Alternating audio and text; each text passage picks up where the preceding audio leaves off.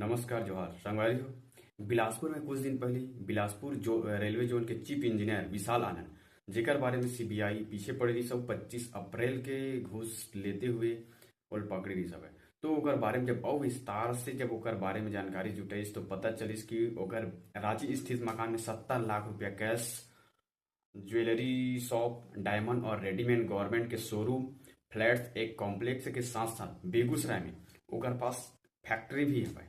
और बिलासपुर में जहाँ ओकर फ्लैट्स आवे यहाँ 18 लाख रुपया कैश पकड़ी दे।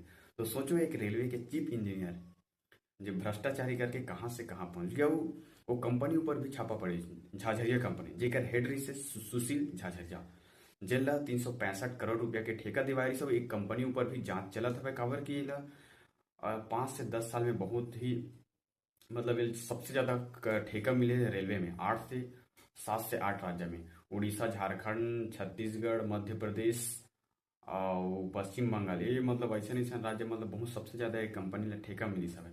तो एक भी जांच चलत कि ठेका कैसे मिली, इतना हर कंपनी लगे रही लेकिन ठेका हमेशा ही कंपनी मिले। तो सोचो भ्रष्टाचारी मन हमर कहाँ कहाँ घुस गए दीमक की तरह, और कितना छोटे से चीफ इंजीनियर कितना बड़ी संपत्ति बना ली।